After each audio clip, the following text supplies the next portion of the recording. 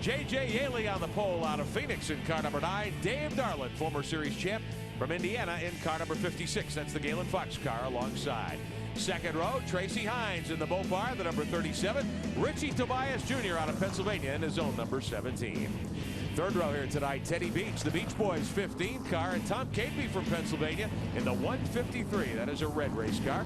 Row number 4 looks like this. Paul White from Texas, a former champion. Matt Westfall from Indiana in car number 25. Take a look at the fifth row. Jay Drake from Val Verde, California in car number 11. That's one of the other Mopars in the field. Aaron Fike out of Galesburg, Illinois in the Zeruni in 67. Sixth row, Russ Gamester out of Indiana in his own number 51. From Arizona, Jerry Coons Jr. in car number 53. Row 7, Jason McCord in the Contos machine, the 4 car, and young Levi Jones in car number 18. He's from Illinois. The 8th row, Dane Carter, Pancho's son from nearby Brownsburg, Indiana, and Jonathan Vennard in the Mucci and Magic 99 car, the car out of New York State. Vennard from here in Indiana. Row number 9, Dave Steele, the series points leader from Florida. And Larry, he's got a long way to go to defend his points lead tonight. Well, he certainly does. It's going to be difficult. Dave doesn't particularly like the dirt. He's really a pavement specialist. He runs pretty good on the dirt, quite honestly, but he doesn't particularly like it. Starting 18th, the 40 car, David Bridges from Indianapolis.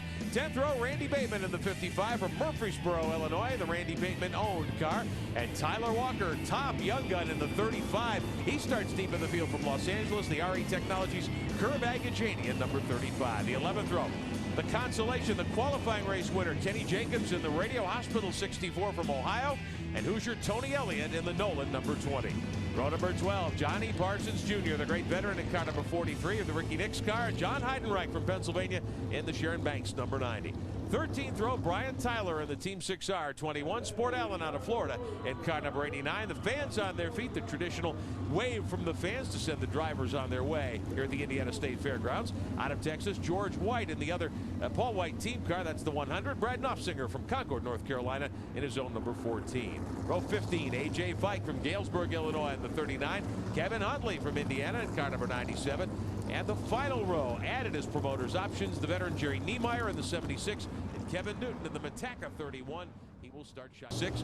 Great drivers all throughout the field. We're glad you're with us. The Hoosier 100 on speed, and we are underway. Oh, Dave Darland got a terrible start. I don't know what happened, but and he bumped somebody else. It looked like it might have been Tobias that he got together with, as his race car just didn't take off, and he fell back 3 or 4 spots. Now, you don't shift in these cars, so what would have been wrong there? Well, the engine probably just stumbled when he took off.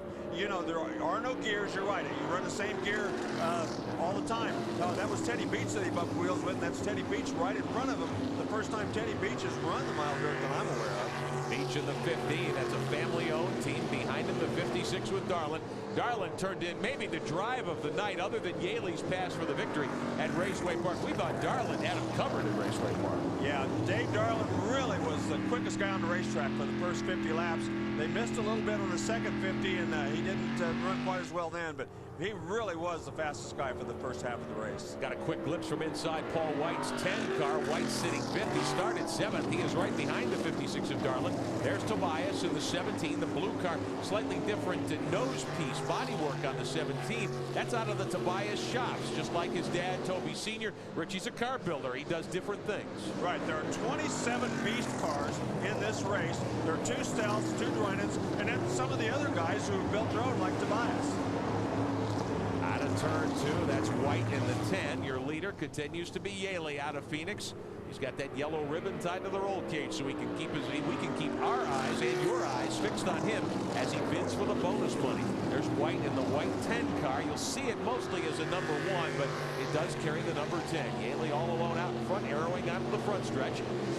Yeah, you can see he's pulled a few car lengths in front of TRACY HINES. And again, a 100-mile race. These guys know that, especially if you're up front, you don't have to make a run at it right away. Part of the strategy is to make sure you've got a good set of tires for the last half of the race. When you start this race, you have about 70 gallons of fuel. So you've got almost 500 pounds of fuel hanging over those rear wheels. So you want to make doggone sure you get the car turned, because if you don't, it's going to push right into the wall. As we saw in that first qualify. Exactly. So these guys want to make very certain that they're doing a good job, and as the weight gets off of the rear tires will handle better, and they'll probably start pressing up a little bit. He's running a higher line than Hines. Tracy, I think, is trying to protect those tires. Well, I think he is too. He was very, very concerned on that red flag about the tires and wearing them out. So I think right now he's being a lot more conservative. But look at Darlin. I think he is actually catching J.J. Yaley. Tobias in 4th spot. Garland was the 97 Silver Crown champ, one of only 3 drivers in USAC history to score national titles in midget, sprint car, and Silver Crown competition. And indeed, Darland is catching up to Yaley. JJ pushing up in turn 1 there. Yes, he is. One of those other guys who won all 3 divisions was none other than Tony Stewart. Of course, Pancho Carter was the 3rd. Tony did it all in 1 year, that great 1995 season. We may never see that again. Probably not. That was pretty phenomenal. Look at Darlin, though. He is really going after this lead.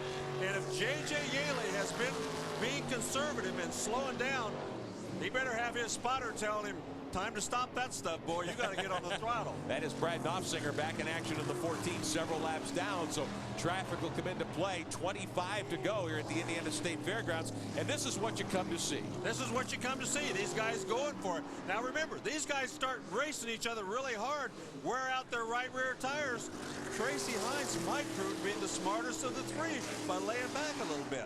Russ Gamester was up in the top 6. He has gone to the pits with a problem in the 51. So Paul White should move back into 5th. Here's Darland on the outside. Yaley swings high to block it. Well, they do have radios. They do have spotters. They are told where the guy's going to be. So obviously, J.J. Yaley, with 50 grand at stake, is not going to let Darland get around him in any way that's going to be easy. 2 past champions in this series, but I think Yaley's handling's starting to go away. Well, he's running that thing a little bit harder now. Look, the right rear tire smoking on Yaley's car, so you know he knows he's back there, and you know he's trying awfully hard. If he was being conservative, there wouldn't be any smoke coming off that right rear tire. These 2 have chased each other into a full straightaway advantage over the 3rd place car of Tracy Hines as we close in on 20 to go. Well, and all of a sudden, as he started smoking that right rear tire, he's pulled out to about a 3 or 4 car length lead. So maybe he was playing possum just a little bit, and the spotter told him it's time to go. But once again, you don't want to wear, boy, he's smoking that right rear tire. And he's running a higher line. I mean, Darland's able to get to the bottom and then use that to get up higher on the straightaway and get a better run. But Yaley, as you say, has pulled back out to about a 7 car length advantage. Yeah, we'll see what happens. I mean, a lot of drama, a lot of things could happen here, but Yaley certainly not going to give up, and he'd rather go out with a blown right rear leading this baby than he would sit back there slowing down, let somebody bump him and knock him out of the way. Out of turn 4, look at the blue tire smoke pouring off the right rears of the 9 and the 56. A lot of lap traffic in front of them. These guys are going to have to get through this lap traffic. Now, you can't afford, and believe me, lap traffic is a huge problem on a mile racetrack like this. The groove is fairly narrow, so you can't waste any time, though. You've got to get around those guys. I think the first couple may be pretty easy, but, oh, they got down. See down there where it's not flat? Yeah. It's very loose. Both of them got down there in that stuff and got a little bit sideways as they were getting a lot of wheel spin.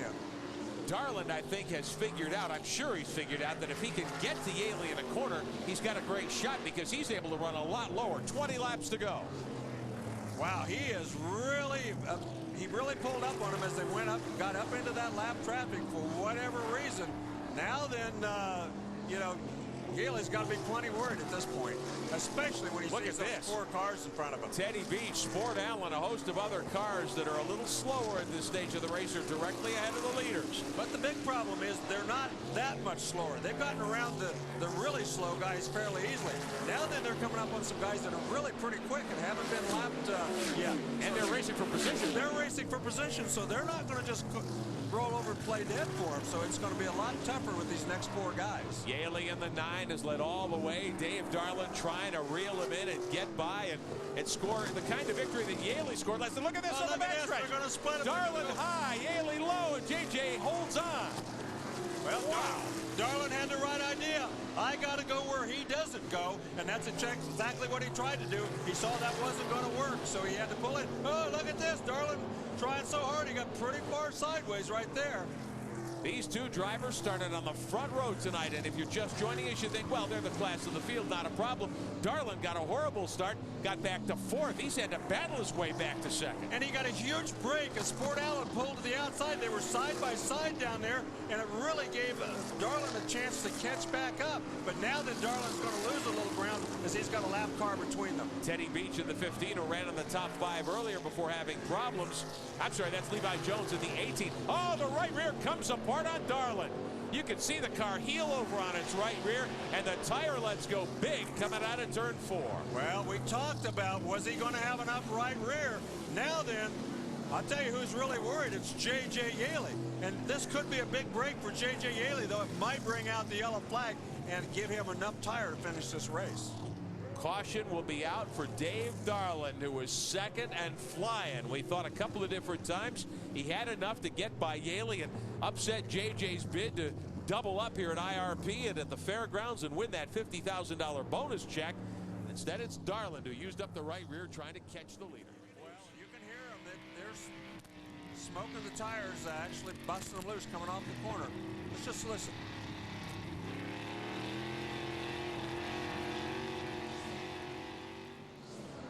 Tyler's car, one of the many Chevy-powered entries here tonight. There's Richie Tobias in the 17.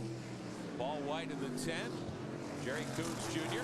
Yeah, he just got around TRACY HINES. As that left rear tire is giving HINES all kinds of problems. So Coons has moved up one more position. J.J. Yaley has led all the way in the 9 car. Here's White in the 10. 2001 USAC Well Racing Silver Crown National Champion out of Temple, Texas. A very good night going. His first good run of the season. Yaley with 5 to go has a 10-car length advantage over Richie Tobias Jr. Well, yeah, it looks like Yaley survived the big push from Dave Darlin, and now that he can like more or less baby that right rear tire. It'll be interesting to see how much rubber's left on it when it's all over with, though. Yaley bidding for the sweep of events in Indianapolis this week. If he can pull it off, a $50,000 bonus check. Now, last fall, David Steele made some history in the USAC Midgets at Raceway Park. He won both ends of the Twin 25s and won a $50,000 bonus. Started from the back to win the second feature. They ran a similar event at Irwindale. You saw it on speed a couple of weeks ago. No one could do the job. TRACY HINES had the opportunity there. Couldn't get it done. Yaley, slightly different scenario, but he seems to be on his way to the big prize money. Well, as a driver right now, you're thinking, oh, man, only a few laps to go, 4 laps to go. I hope that baby hangs on. And he's, believe me, he's not smoking that right rear tire now. He's babying that thing because he's not sure how much wear's in it. It doesn't appear that it's worn all that much, but believe me, he is very concerned right now about that thing getting to the last 3 laps. The Bob East and Tony Stewart owned number 9, a Power Stroke diesel Ford-powered machine. It's one of Bob East's dirt chassis. Tobias in his own home-built number 17 out of Annville, Pennsylvania in second, and Paul White chasing him down. Paul White's very strong here near the end of the race. He's really caught Tobias here in the last few laps. Tire wear certainly about the only issue remaining for the drivers running up front after Dave Darlin had the right rear go away on the 56 when he was tracking down Yaley a few laps back. Yeah, I think it would have been, if somebody could have put some pressure on Yaley, it might have made a huge difference. But once he's out there and he didn't have to really press, it really helped his cause and helped him save that right rear tire. You could tell in that 10 or 12 lap span, blue smoke pouring off the right rear, left front tire in the air, and Yaley really with the car sideways. He was using up everything he had. White flag is out for J.J. Yaley. Boy, he's smelling that money now, believe me.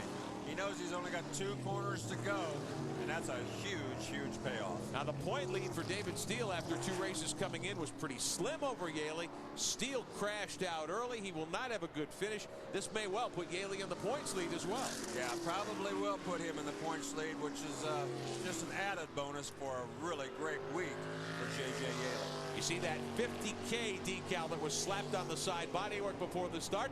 Give him the check. J.J. Yaley wins flag to flag at the Indiana State Fairgrounds.